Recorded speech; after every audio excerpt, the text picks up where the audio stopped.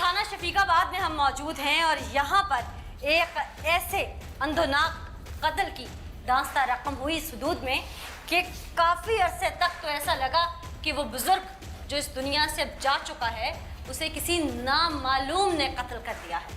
सवाल ये पैदा होता है कि उस गरीब 72 साला बुजुर्ग की किसी से क्या दुश्मनी हो सकती है। पुलिस ने जब मामला हल किया तो घर के ही लोग कातिल निकले, अपनी बहू, अपना बेटा और एक मोहल्लेदार। ये सब कैरेक्टर इस कत्ल में कैसे शामिल हुए, क्या मुहर्रिकात थी, क्या वजूहात थी, आज के प्रोग्राम में आपके सामने रखेंगे। यहाँ पर हमारे साथ किरण शहजादी नामी वो बहू मौजूद है जिसके हाथों उसके ससुर का कत्ल हुआ। कैसे हुआ उसे से जानते हैं। आपके सर पे आपके ससुर के कत्ल का इल्ज़ाम है, आपने कत्ल किया? नहीं, मैंने कत्ल जानबूझकर नहीं किया, अचानक से हो गया।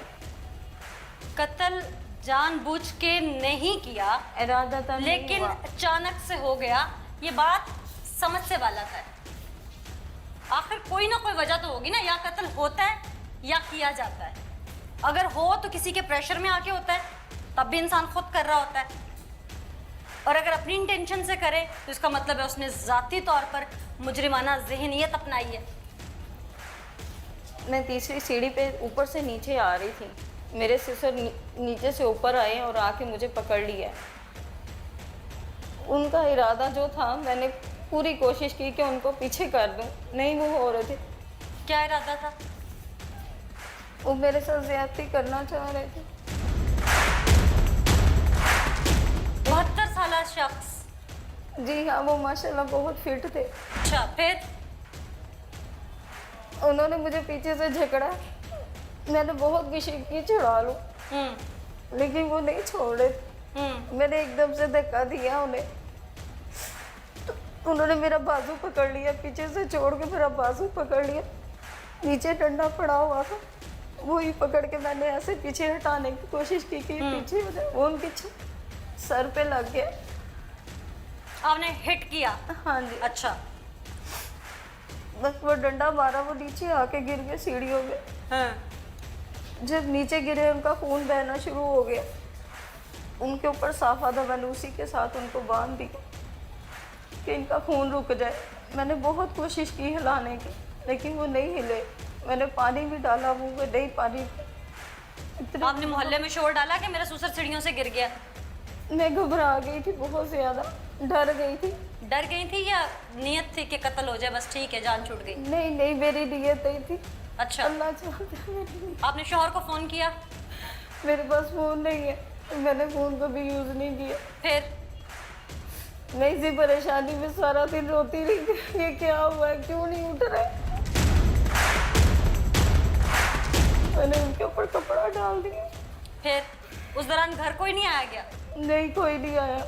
जिस बुजुर्ग को मारा और जो इल्ज़ाम अब लगा रही हो, वो मुकद्दस रिश्ता है, तुम्हारा ससुर है, सोच समझ के लगा रही हो ना? वो आगे पीछे भी ऐसी हरकतें करते थे, तो आगे पीछे भी कई बार की थी उन्होंने। मैंने डर के मारे नहीं बताया कि मेरे घर में झगड़ा ना हो। डर के मारे बताया नहीं, लेकिन कत्ल कर दिया। वाह। कत्ल मैंने जानबूझकर नहीं किया, खुदा। अच्छा, फिर ये कितने बजे का टाइम था? 1 बजे का टाइम। दोपहर के 1 बजे? दोपहर के। फिर शौहर कितने बजे आया घर? और रात को 8 बजे घर आए। फिर? मैंने उनके पाँव को पकड़ लिए, मैं उनके सामने गिड़गिड़ाई, रोई। उनको मैंने बताया कि ऐसे मुझसे हो गया, अब्बू ऐसे करने लगे थे, मैंने ऐसे कर।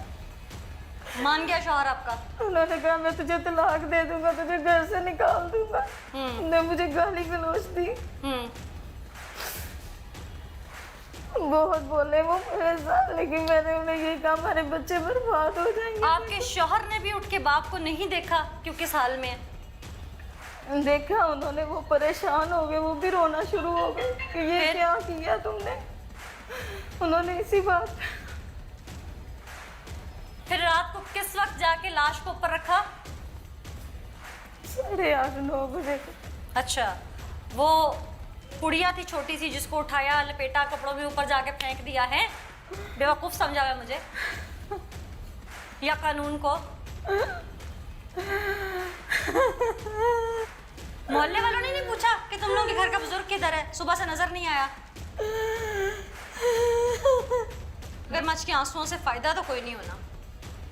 प्लानिंग की, लाश को नामालूम बना के फेंका, लोगों से हमदर्दी लिया, लोग ताजियत करने के लिए आते रहे, रो के भी दिखाया होगा उस वक्त, तब नहीं कुछ हुआ था। किस तरह लेके गई थी लाश को छत पे? हम दोनों मियाँ बीवी ने ऊपर रखा था लाश को। मियाँ बीवी ने? हाँ जी। तो ये तीसरा मुलजिम जो है ये कौन है? ये केक है। ये वो इंसान है जिसने झूठा इल्जाम मेरे ऊपर लगाया। अल्लाह इसका खाना खराब करे। के लिए जितनी मर्जी साजिश की जाए, जितने मर्जी रंग दिए जाएं, लेकिन अल्लाह का कानून है कि कत्ल छुपता नहीं। इस केस में भी सगा बेटा शामिल कत्ल हुआ। डेड बॉडी बाप की देख के रहम या दर्द नहीं उठा दिल में, सोच ये पड़ी कि इसको छुपाया घुमाया कैसे जाए, क्यों इतनी सफाकियत या खून की सफेदी, मामला क्या है?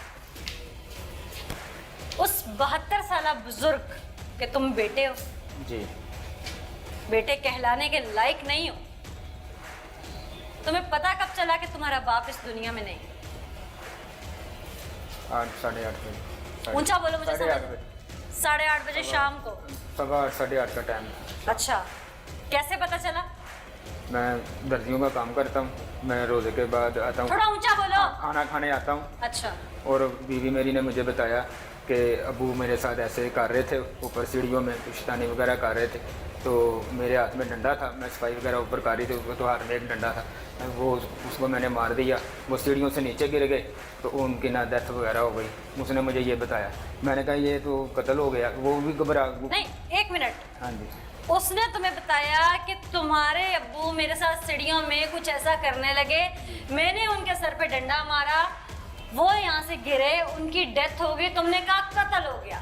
इस सारे कहानी में तुम्हारे दिल में एकदम भूख नहीं उठी? हाय अब्बा जी, जिस बाप ने तुम्हें पैदा किया, उंगली पकड़ के तुम्हें चलना सिखाया, तुमने पहली बार जब उसे बाप या बाबा या पापा कहा होगा, उसकी खुशी की इंतहा नहीं होगी, और तुमने उसकी मैयत पे कहा ओहो ये तो कत्ल हो गया। ये बात नहीं मुझे समझ आई। समझ आती है मुझे, मेरा बाप था, मैंने कब कहा, मैंने एक दो बार उनको समझाया भी था कि अबू जी ऐसे ना किया। तुम्हें पहले पता था इस बात का? मुझे बेगम मेरी ने बताया था। मुझे तुम्हें पहले पता था इस बात का? मुझे बताया था। तो तुमने बीवी बोला क्यों नहीं किया? किसको? वो सारे भाई छोड़ के चले गए, मैं अपने बाप को कहाँ छोड़ता? वो अच्छा, तो कत्ल मंजूर था कि दुनिया से जाए बाप? वो मुझे क्या पता, उसने भी मारा नहीं था, वो गलती से वो लग गया जोर से, वो नीचे गिर गए, तो वो गिरने से उनकी मौत हो गई है। अच्छा, डंडा तो लगा उन्हें, लेकिन वो नीचे गिरे हैं, तो उसकी वजह से ज़्यादा मसला हो गया। ये ड्रामेबाजी बंद करो। क्यों निसार साहब, ये बात समझ में आती है कि इसको अपने बाप का दर्द ही नहीं जागा, उसकी मोहब्बत, शफकत, हर चीज़ भूल के, रफाकत, अदब सब भूल के इसने यकदम सोचो हो ये तो कत्ल हो गया, इसका क्या किया जाए? अगर इनको बाप के साथ प्यार होता तो ये जो इन्होंने मुकदमा दर्ज करवाया उनकी गुमशुदगी का, अगवा का, हाँ। वो फिर मुकदमा दर्ज ना होता। और वो भी नामालूम के खिलाफ। वो इसीलिए दर्ज हुआ कि अभी इन्होंने प्लानिंग कर ली थी कि हमने इस लाश को कैसे ठिकाने लगाना है ताकि हम इस कत्ल से बच जाएं। लोगों को यही पता चले कि ये अगवा हुआ था, किसी ने मार के फेंक दिया। क्यों भाई, कुछ याद आया? बाप की ना मोहब्बत याद थी उस वक्त, ना उसका अदब याद था, ना उसकी शफकत याद थी, ना रफाकत, कोई चीज़ नहीं याद, ना तुम्हें दीन याद था, ना दुनिया याद थी, बस तुम्हें बीवी नजर आ गई। और कितनी उम्र है तुम्हारी?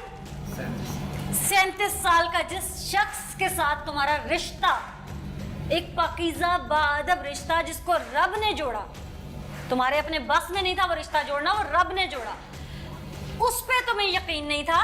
और जिस औरत के साथ तुम्हें रहते हुए महज 15 साल हुए और तुम्हारी मोहब्बत में गिरफ्तार होकर उसने तुमसे शादी कर ली, उस औरत की तुमने मनोमन एक बात घड़ी हुई कहानी पे यकीन कर ली। इस बात पे तो तुम्हें पढ़नी चाहिए।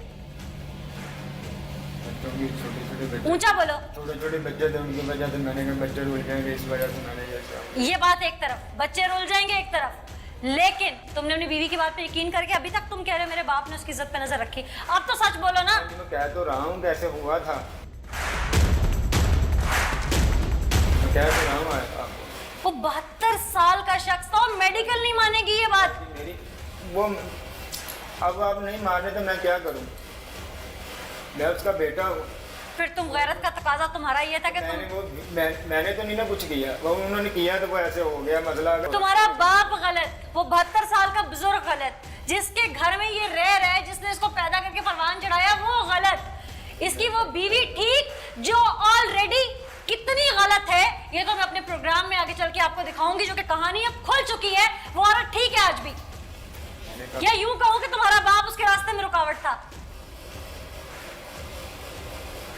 मुझे तो शर्म आ रही है कि तुम उस शख्स की औलाद थे, उसका मौत का वक्त मुकर्रर था, लेकिन तुम ऐसे गुनाह में फंस गए हो कि तुम ना यहाँ पर दुनिया में तुम्हारी बख्शिश है, ना कानून में तुम्हारी बख्शिश है, ना रोजे मेशर तुम्हारी बख्शिश है। नाज़रीन, मैं खुद एक औरत हूँ, लेकिन जहां पर औरत गलत है वहां मैं उसका साथ नहीं दूंगी। और ये जरूरी नहीं होता कि हर केस में औरत सच ही बोल रही है। पहले भी हमने एक केस बेनकाब किया था, अस्मा का केस। शायद पूरी दुनिया ने देखा कि उसने किस तरह से ढोंग रचाया, लेकिन उसे बेनकाब करने वाली मैं खुद थी। आज भी इस केस में औरत गलत है तो मैं सच के साथ खड़ी हूँ,